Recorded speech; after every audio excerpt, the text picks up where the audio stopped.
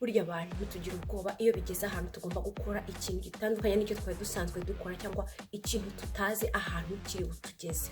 Tuba dushaka kwigumira muri bya bindi tuzi, ndanyura ahangaha kandi haravamo ibi nibyo ndi buhure nabyo. Kandi si ubwoba ni iki? Ubwoba ubundi ni uburyo umubiri wacu ukoze kugira ngo ushobore kudutabara mu gihe ubuzima bwacu bushobora kuba buri andanje cyangwa hari ikintu gishobora kubugirira nabi. Niko Imana yaremye umuntu, iyo ubonye nk'ikintu gishobora kugira umubiri wawe, ubuzima bwawe nabi, hari mu bwonko, hari igice cy'ubwonko nabwo ngo ni nk'agatara kahita kakamo muri icyo gice cy'ubwonko bwitwa amygdala.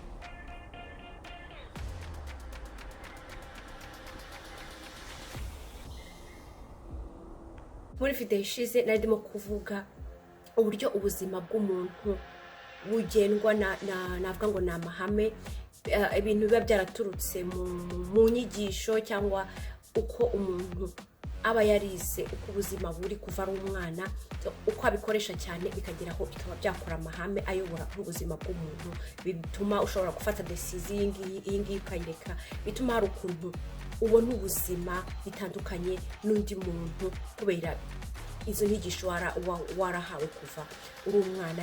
Abantu rero buriya dutinya icyo tutazi. Ugize Imana bakakwereka inzira, uranyura ahangaha uragera kuri iki ngiki, ni amahirwe fe. Ariko ikindi gihe iyo bigeze ahantu tugomba gukoresha ikintu tutari tumenyereye, buri gihe tugira ubwoba. Ni ibintu biba ku bantu benshi. Ariko se ubwoba ni iki? Ubwoba ubundi icyo bwabereyeho ni mekanisme y'ubuzima, n'uburyo umubiri ukoze, nk'uko tugira systeme, iyo turi ibiryo bigira aho bijyana byo bikagira icyo bijya bikafite impamvu yabyo, ikaba ari systeme ihoraho ari sheni. Niyo rero tubonye nk'ikintu gishobora kuba cyagira nabi ubuzima bwacu, umubiri wacu ukoze ku buryo hari nk'agatara kahita kaka, hari igice kimwe cy'ubwonko cya amygdala, bimera nk'agatara katsemo ko hari ikintu gishobora, ko uri andanje, ko hari ikintu gishobora kugira nawe ubuzima bwawe. Hanyuma icyo gice nacyo icyo kimaze nuko cyita kibyutsa ibindi bice byose bishobora kuba byagufasha mu guhunga kugira ngo ukize ubuzima bwawe. Ubwo icyo gihe ibice kenshi bita bikora ni ihagurutsa ibice by'ubwonko bishobora kugufasha kuba wakwiruka, wenda kuba wahunga, fasha uburyo uko umuntu ashobora kumuvinga. Hanyuma ugasanga umutima utera cyane, ugasanga uduheha tw'ibihaha tugatangira kwikanda kugira ngo amaraso mu by'ukuri baka amaraso ari yabarimo, navuga ngo isukari iduha energy yo kuba twakora ikintu, noneho bigatangira kuyoboka bijya ku bice bimwe nko ku nyama zegereye amagufa kugira ngo bibe byagufasha guhunga. Hanyuma ubwo rero niba usanga noneho ibintu byose bishobora kugufasha kuba warukora ubuzima bwawe birahaguruka bigakora cyane, noneho ibindi bice by'umubiri bidafite akamaro mu guhunga, aho ugasanga byagabanyije ubukana bwabyo. Ubundi muri biology nicyo ngicyo ubwoba nicyo ngicyo bumaze. Ariko ikindi nuko akenshi tugira ubwoba, ubwo ndavuga wenda kuba ibyo byose byakubaho, kwa kundi wumva ko kugize ubwoba ukabufiringa, kandi mu by'ukuri urebye ku ruhande rwawe nta kintu utari andanje, nta kintu gishobora kuba cyenda kugira nawe ubuzima bwawe. Ariko se niki gitera ibyo bintu?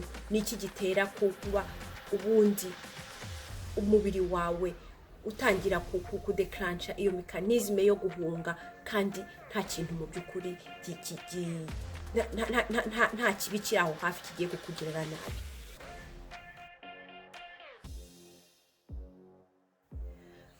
Wenda reka nguhe nk'urugero rimwe.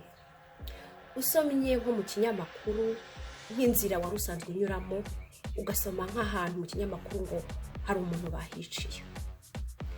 Ya nzira wanyuragamo ubundi nta kibazo ufite, hahita hazaho kubera iyo information yiyongereyeho bigutera kugira igitekerezo ku buryo unyuze nko muri ya nzira kandi ubundi wanyuragamo nta kibazo, utangira no kwitugira ubwoba.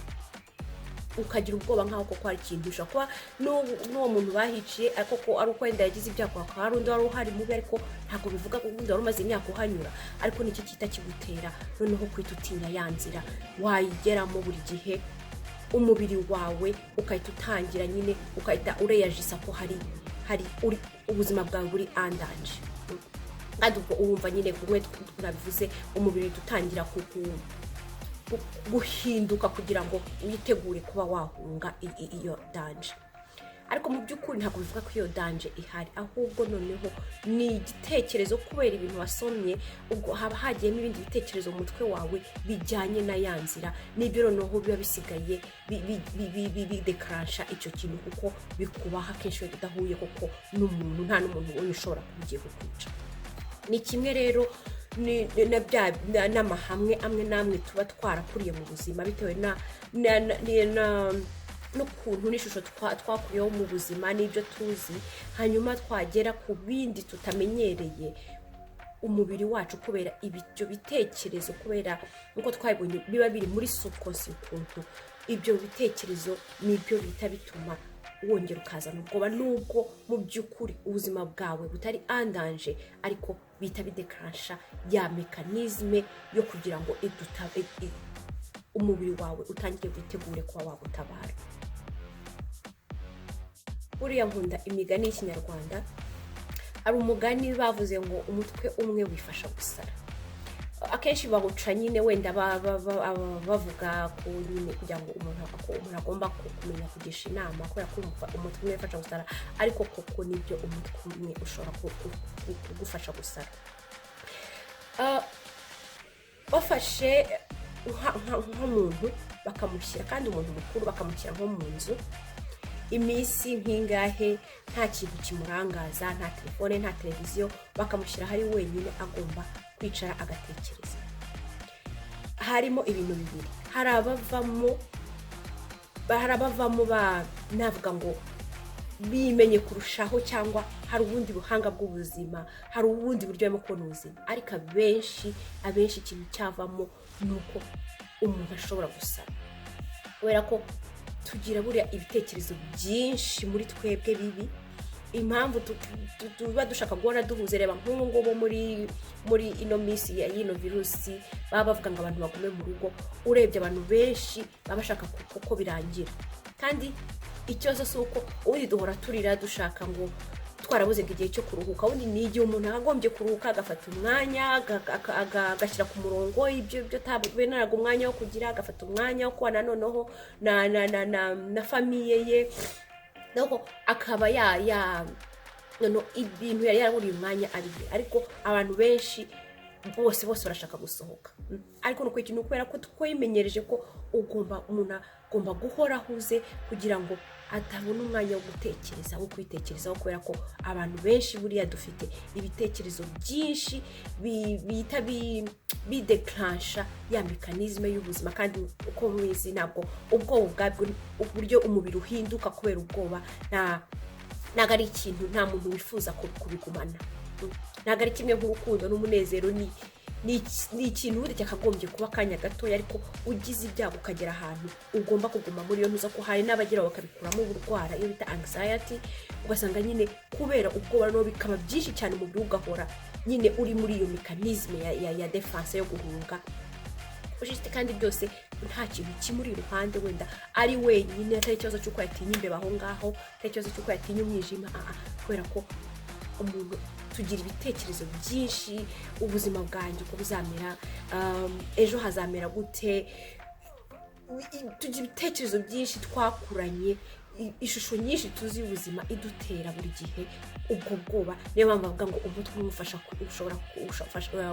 gusara, koko ushobora kwifasha ugasara kandi nta kindi kintu kigushajije, ari ukubera ko noneho washoboye, wabonye umwanya wo kugira ngo ujye mu mutwe wawe uhure n'ibitekerezo byawe.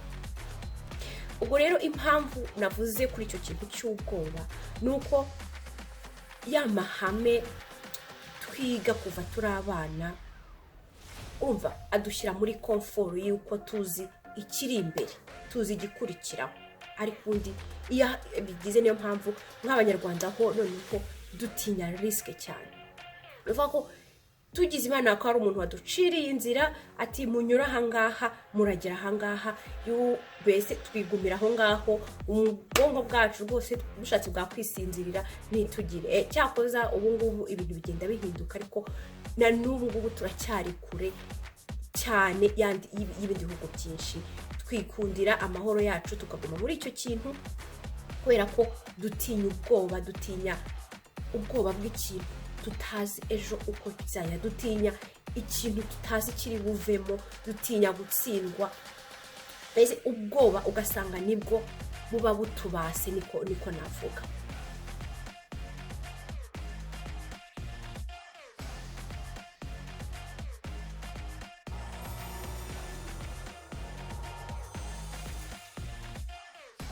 reka nkwibariza akabazo kamwe.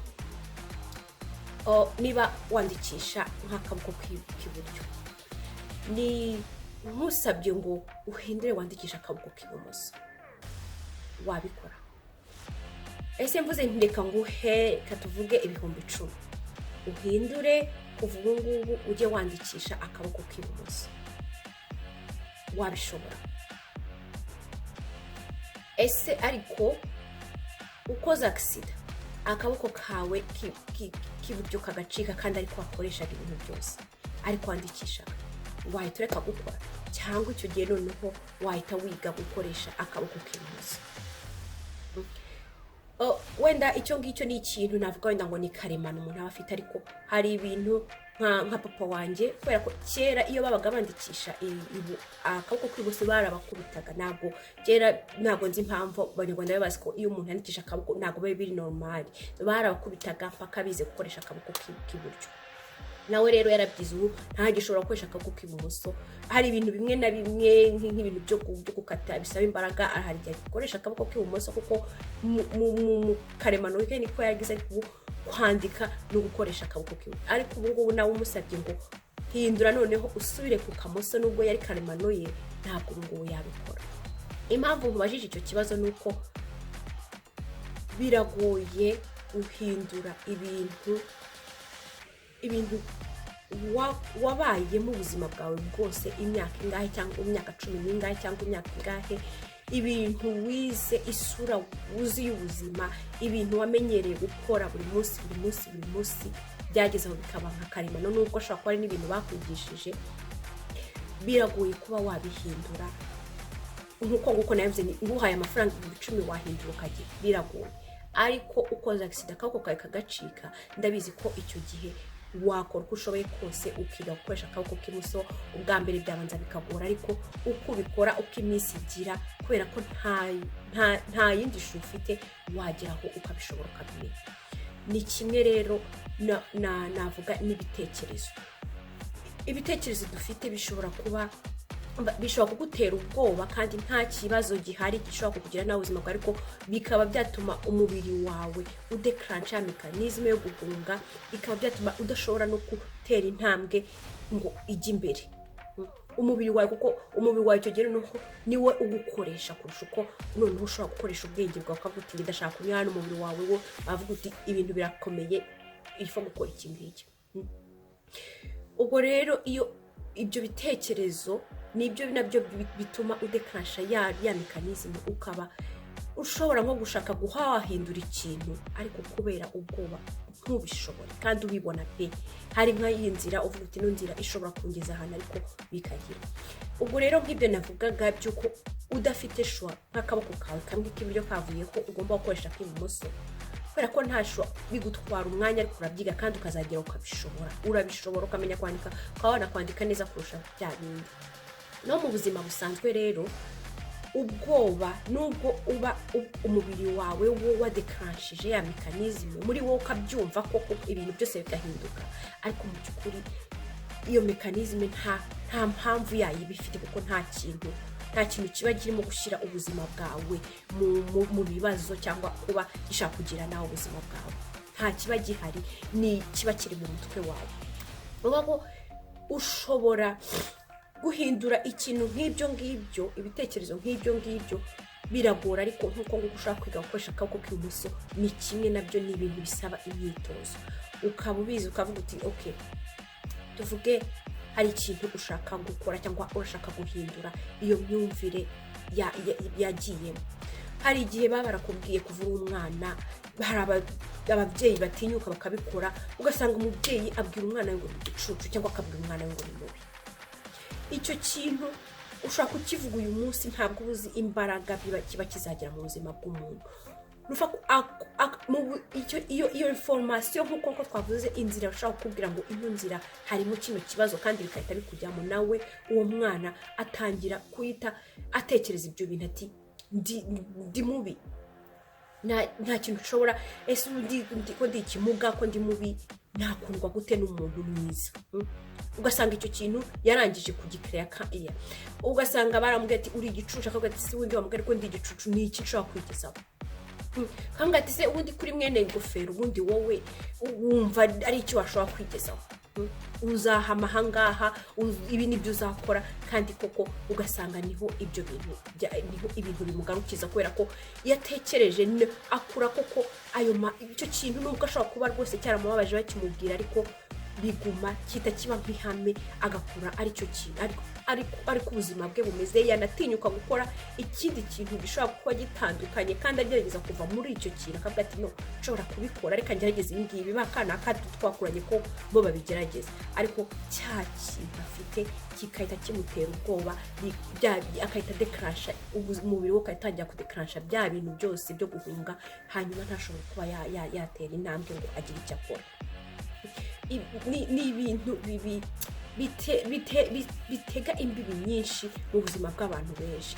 Uburyo rero bwonyine, hari workshop mperutsemo barimo gusobanura, barimo kwigisha abantu ukuntu umuntu ashobora gukora business, ariko bakazana nk'abantu nyine bo gutanga ubuhamya, kuko abantu bose barabizi ko ikintu cyose tugiyemo gishyashya hano harimo risk, twese tugira ubwoba, noneho kenshi ntidushobore gutera intambwe ishobora kujyamo. Bazana abantu nyine barimo gutanga ubuhamya bw'ukuntu bagiye babigenza, akavuga ati ugira ubwoba, ariko ikintu cyonyine gishobora gutuma ubwoba bushira ni ugutera intambwe ukakijyamo. N'umwana wanjye mpora mbimubwira, hariho nk'igihe wenda cyo gukina nk'ahantu bene byanyu babimanuka, arabanza umwana nawe buri gihe akagira ubwoba, akavuga ati ntago nshobora kumanuka ahantu ngani, gerageza. Iyo ushoboye kurenga ugakoresha n'imbaraga, bisaba imbaraga z'umuntu, bisaba guhindura imyumvire, kwavuga ati mu by'ukuri imbibi cyangwa prison mfite cyangwa ibyo bintu biri mu mutwe wanjye ntaki, uyirebye hanze nta kiba gihari. Icyo gihe ukavuga okay, reka ndenge ukuntu ndimo kumva umubiri wanjye, kuko mu by'ukuri nintera intambwe nkajyamo ntabwo ndi bupfe. Nicyo ngicyo urebera ukavuga noneho reka ntere intambwe, ariko kandi ubuhamya abantu bose bagiye batanga nuko iyo uteye intambwe ya mbere, buri gihe ushobora gutera n'iya kabiri n'iya gatatu. Ikigora ni ugushaka ngo urenge, ushobore kugira imbaraga zirenze ibya kwa kundi umubiri wawe icyo urimo gukubwira gukora, ko umubiri wawe yagize ubwoba, icyo ukubwira no guhunga, kuko ibintu biba byakomeye, kugira ngo ushobore gukiza amagara yawe. Ariko icyangwa ngo urareba ku bandi ukavuga mu by'ukuri ntabwo ndandanje, ikintu cyose gishobora kuvamo nuko either nshobora gutsinda cyangwa nshobora gutsindwa. N'ibyo bintu bibiri bivuga ko benshi ntabwo tuba twaramenyerejwe ko gutsindwa ari ibintu biri by'ubuzima umuntu ashobora kujyamo kandi ntapfiremo. Uratsindwa ukavuga ati okay, ubwo iyi nzira ntabwo imeze neza, ifu ko mpindurana no nkareba n'iyi ngiyi nkayigerageza. Ko umuntu aba afite imyaka myinshi ihagije yo kugira ngo abe yakora ibintu bifuye hano, urahindura ugakora ibindi, ko burya ubuzima ntabwo ari ahantu umuntu aba agiye. Ubuzima navuga ni inzira, ni urugendo, ntabwo ari ahantu umuntu aba agiye. Ubwo rero uburyo bwonyine bwo guhindura iyo shusho umuntu baba baramweretse, uburyo bwonyine niba wagize umwana ukagira information y'uko hari ubundi buzima, ko hari ikindi kintu ushobora gukora, ikintu cyonyine gishobora kugufasha nuko ugomba kwibuka ko ubwoba ni intuza y'ubuzima, ni response y'ubuzima, kubera ko hari imbogamizi ufite deja mu bwonko bwawe, hari ibitekerezo ufite yuko ubuzima bwawe buri andanje. Nibyo mu by'ukuri bidekaransha buriya bwoba, ariko mu by'ukuri ntabwo biba bivuga ko ubuzima bwawe kuko buri andanje, ko hari ikintu kigiye kubugirira nabi. So nicyo kintu cyonyine kigize, kandi ntabwo mbivuga gusa kubera ko abo bose baba barabivuze, nuko ari ikintu umuntu aba yaragerageje, ikintu cyagutera ubwoba, ariko ukavuga uti kubera ko ari cyo nshaka, reka ngerageze. Ngaho umunsi mwiza, nizeye ko nabisobanuye neza aho ngaho. Imana ibahe umugisha.